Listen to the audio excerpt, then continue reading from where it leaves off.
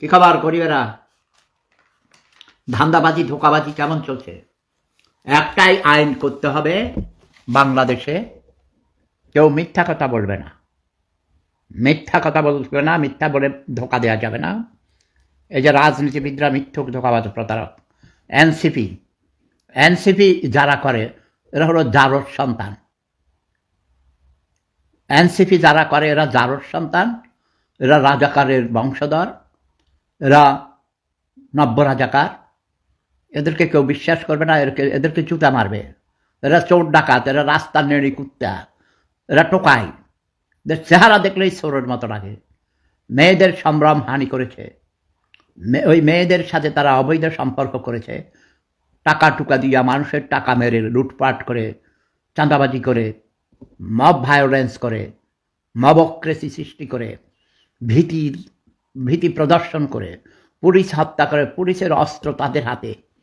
এবং ডক্টর ইউনূস আরেক জারজ সন্তান, রাজাকার, তার 14 গোষ্ঠী রাজাকার ছিল, সে এদেরকে প্রশ্রয় দিয়েছে। এখন সে বুঝতে পেরেছে তারেক জিয়াকে দেশে নিয়ে এখন বলে কি ভুল করে ফেললাম, তারেককে কেন আনলাম। তারেক বলে দিয়েছে কোনো মবক্রেসি চলবে না, মব ভায়োলেন্স চলবে না, কোনো চাঁদাবাজি চলবে না। তাদের লক্ষ লক্ষ কোটি কোটি মানুষ তারেকের সাথে আছে। তারেক যতক্ষণ সঠিক পথে থাকবে আমিও তার সাথে আছি। আমি আছি মানি 20 কোটি বাঙালির প্রতিটি মানুষ আমার সাথে আছে। তারেক রহমান দুটো কাজ করবে। তুমি বলেছ আই হ্যাভ এ প্ল্যান, আমি জানি তোমার সে প্ল্যান কি।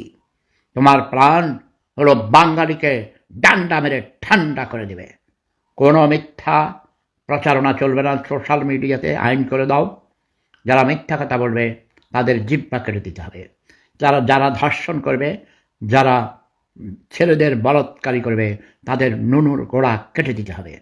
তাইলে দেখবে সব বাঙালি টাইট হয়ে যাবে। মিথ্যা হলো পাপের মা, কেউ মিথ্যা বলবে না। যারা মিথ্যা বলবে তাদের আমি ঘৃণা করি, ঘৃণা করি, ঘৃণা করি।